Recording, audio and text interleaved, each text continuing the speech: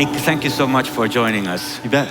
I think I don't know anybody in the world who understands both the opportunities, the new capabilities of technologies, and also the world of the social problems and economics that we face today. Thank you. How is it possible that you can combine these two so well? Please tell us a bit about your background. So, I grew up in a family business, started working there when I was 7 years old in a family manufacturing business, and grew up in the business and then starting other companies when I was in my early 20s. Got a very lucky break and an early interest in the internet, and had a buddy who shared the view that it was going to be big. His name was Jeff Bezos, and he ended up sending his stuff from New York to my house in Seattle, and I helped him start Amazon, and from there went on to start what became one of the largest internet advertising agencies in the world, a company called The Quantive that we sold to Microsoft for $6 billion, and then became a venture capitalist and have helped start, 35 companies or something like that. Yeah. But today, mostly I devote my energy and time to civic things, mostly around political economy, economic inequality, things like that. Now, if we take this angle, we could actually rephrase the words of Charles Dickens when he said that it's the best of times and the worst of times. It is. How would you say how does you describe what's going on today from the point of view of a serial entrepreneur? Yeah, so, I do think it is both the best of times and the worst of times, in the sense that from the point of view of a technology entrepreneur, from the point of view of people here at Slush, things have never gone better. There's unbelievable amounts of opportunity. There's incredible amounts of wealth being created. There's an extraordinary amount of sort of personal actualization that's possible for people who participate here. But if we've learned nothing over the last 6 months or a year about the political circumstances in the world, if you take Brexit and the recent election of Donald Trump in my country, in the United States, clearly there's some other bad things happening. And for the sad part is that for the people who are not at Slush, that there's a lot less good going on in their lives. And I think the divergence between what's happening for people like us here and for people who are not here is becoming bigger and more pronounced. And lest we forget, for every one of us, there's 100 folks outside these halls for whom the future does not look so bright. Yeah. There's an idea that every company is an idea how to solve a problem.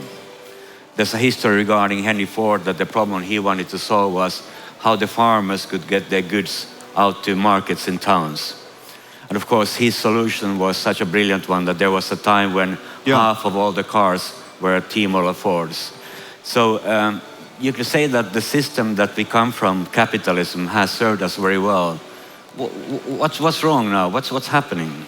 Yeah, so I think that we have to, as a community, come together and think very hard about what it is that has led to this divergence between the good stuff that is happening to a few people and the bad stuff that's happening to so many. And at the core of it, I believe, and the work of my collaborators and I is around sort of re-examining and redefining what prosperity in human society is, where growth comes from, and how capitalism and markets work in a new way. Because clearly the way in which we currently understand it and the way in which we have currently defined it is not creating good outcomes for everybody. And the conventional view is that markets are efficient and capitalism works by effectively allocating existing resources. And I think that's profoundly wrong.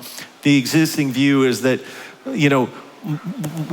prosperity is money and growth is GDP, and all of that is nonsense. The truth is that prosperity in human societies is best understood as the accumulation of solutions to human problems.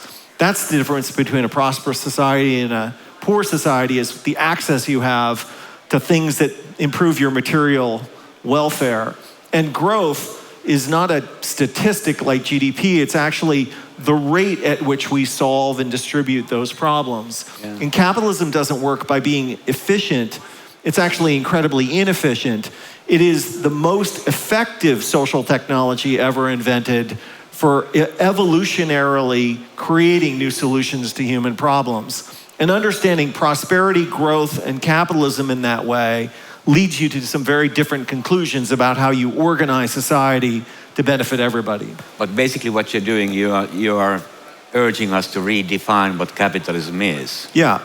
I mean, make no mistake, capitalism is the greatest social technology ever invented. It has raised hundreds of millions of people out of poverty. Absolutely. It's the greatest social technology ever invented for creating prosperity in human societies and frankly ennobling the human spirit.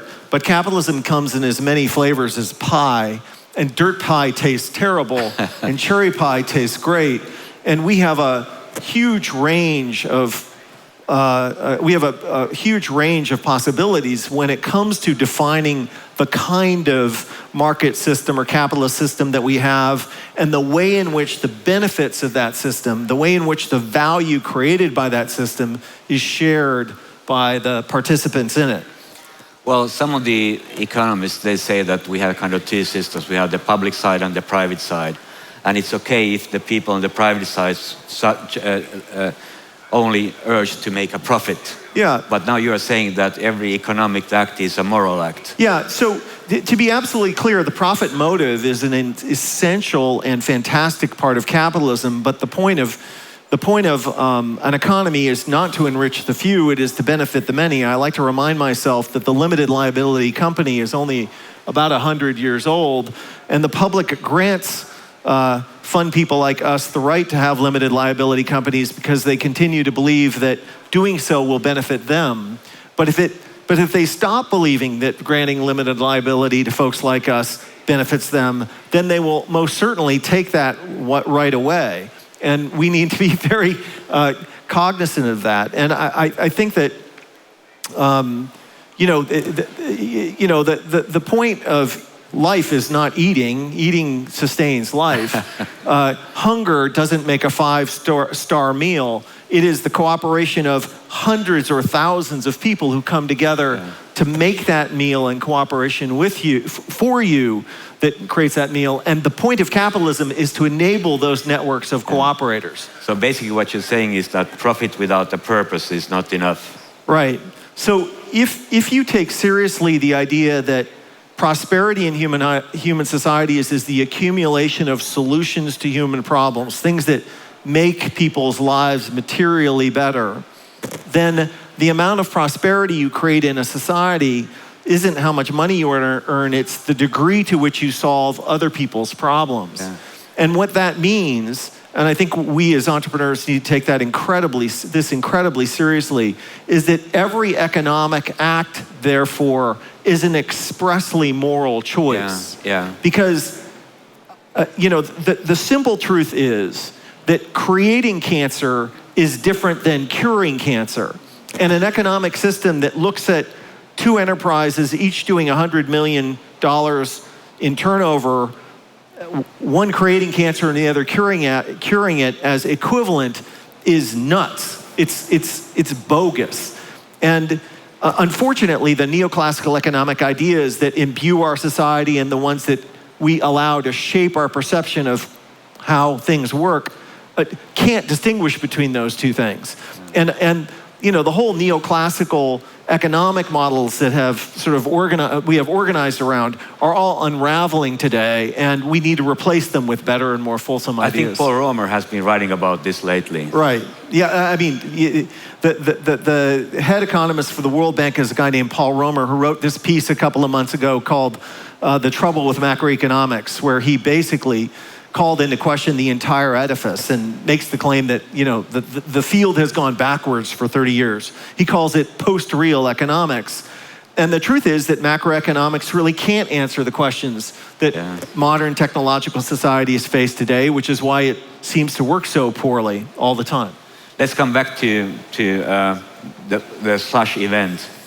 There's some critique that says that, okay, this is about techie people solving techie problems. and we kind of don't understand the role that we should play in society. What you are essentially saying that entrepreneurs should solve social problems. Yeah. So the worldview we have is too prosaic in the sense. Yeah, you know, my friend Chris Sacca spoke about this yesterday a little bit, the way in which the tech industry has become increasingly insulated and isolated from normal life. The fact that, you know, CS graduates don't actually work in restaurants. They get fancy internships for fancy companies and don't touch the lives of ordinary people. And I agree with that. I think that, again, I take very seriously the idea that every economic act is a moral choice, and the kinds of problems we choose to solve define the value that we create in our communities and our societies. You know, I strongly believe that, you know, economics and morality are one and the same thing. That's a very new way to think about it. It is. I mean, you know, it's commonplace, at least in my country, in the United States, for people to say, well, it was a business decision, which is another way of saying, you know, I don't care about you, and so I'm going to screw you over. You know, and, you know, I often like to remind myself that being rapacious doesn't make us capitalists. It makes us assholes and sociopaths. There's a difference. There's a growing inequality. If we take a kind of a game theoretical approach to inequality, how would you describe that? Well, I mean, you know, you know, rising economic inequality is a problem that you know, is emerging throughout the developed world, and this reflects changing power dynamics. You know, people are not paid what they're worth. That's a dumb neoclassical idea for which there's no evidence. People are paid what they negotiate, and if you have no power, I will pay you very little, and if you have a ton of power, I will pay you a lot. And we need to find ways to more fairly distribute the value created in the society. And I just want to underscore that the importance of that for everybody, because, you know, growth in a technological economy is a consequence of a feedback loop between increasing amounts of innovation and increasing amounts of demand. It is the innovation that creates the new ideas that improve welfare, but it's demand that both incentivizes and sustains that innovation. And so robust consumer demand is the thing that drives more and more innovation, and the more robust and diverse that demand is, the better and more robust the innovation will be. Right. And so everybody has a stake in maintaining the balance that drives that dynamic and sustains that feedback loop. Yeah. And this is why economic inequality is so dangerous to capitalism, is because it's a death spiral of falling demand. At the end of it, I mean, you know, I'm a very wealthy person, but at the end of the day, if the folks out there don't have any money, who will buy my stuff? Right. Right? Yeah. You know, like we need to sustain that and to very aggressively address these inequalities. But when we play tennis, you're a better player than I am. You win 3-2. Yeah. Isn't this right? Yeah, of course. You know, there's this argument that, look, if I make money, that, you know, like, why should that be rate limited? And here's the way I like to think about it, is that, like, if we all play a game and I beat you 3-2, well, then, you know, I'm better at you. If I beat you 5-1, well, I'm a lot better than you. But if I beat you 10,000-1, well, you're very going to quickly lose interest in playing that game. And we take that risk with our fellow citizens. I'm not going to play tennis with you anymore. Yeah. I'm actually not a very good tennis player, but you know, what's happening, and I think the crisis of legitimacy that you see that the governments are faced with, is that ordinary folks feel like they're playing this game where a few people win 10,000, but I only get one. Yeah. And I don't want to play that game anymore, right? Yeah. That's not a fair game. Yes. I have no interest in that game. Yes. And that dynamic, I think, underlies the crisis of legitimacy that governments face around the developing world. Yeah. Now let's recap.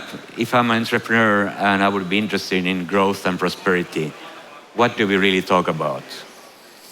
You know, I think that solving the most pressing problems that the community faces is the essence of entrepreneurship. It's why the work of the people here at this conference is so indispensable to, the world.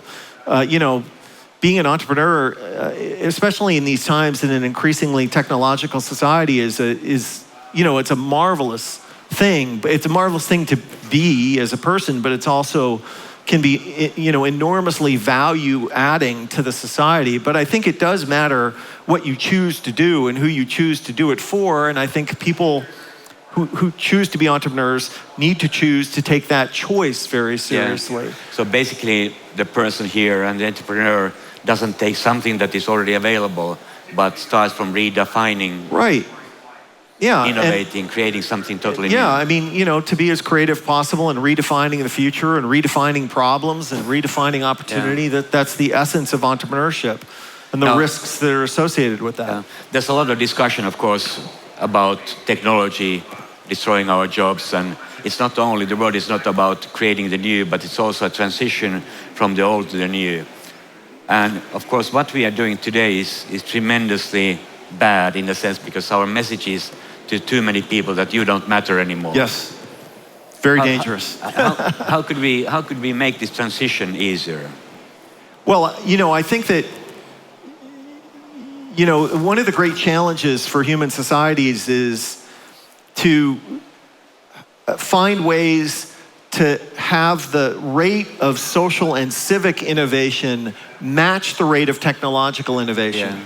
It's ironic that the higher the quality of the technological innovation, the better it is, the more value it creates in this new way, the more disruptive to the society it is. Yeah. And the more disruptive it is, the more dislocated people in the old industries or the old constructs will be. And so it's inherently destabilizing. Yeah. But if you want to sustain that rate of technological innovation, you need the public support for it. Right. So you need to be very, very sure that we are as committed to helping people through these transitions as we are to creating the transitions and the disruptions themselves. And that is the role of government. Now, if we continue with the role of government, there's a discussion in Finland that more innovation means less regulation. Yeah. How do you see that? Yeah. So there's this sort of naive libertarian view that the less regulation we have, the more prosperity we'll get. If this was true, then someplace on earth you would be able to find a libertarian paradise where nobody followed any rules, nobody paid any taxes, and everybody lived like a king. The truth is that there are 205 countries in the world running a simultaneous experiment in how to create prosperity, and the most prosperous ones are the most highly regulated. And that is because regulation in human societies and democracies anyway is simply the act of encouraging economic activity that solves problems and discouraging economic activity that creates more problems than it solves. And in the absence of those constraints, you have mayhem and poverty. So this is what science of complexity called enabling constraints. Enabling constraints and all prosperity in human societies is a consequence of increasing levels of cooperation. Right. But cooperation can only be sustained if you minimize cheating and parasitism. Yeah. Right? And regulation is the thing that human societies have invented to stop the cheaters and the people who will destroy those higher levels of cooperation. So the basic message is that the most important thing for the people in this room is to understand what kind of problems we solve and what kind of questions we ask. Absolutely. And to take very seriously the way in which you create solutions for other people in your society. It's a big responsibility, but an incredible opportunity too. So, thank you so very much, Nick, for joining us. Thank you so much. Thank you. Thank you.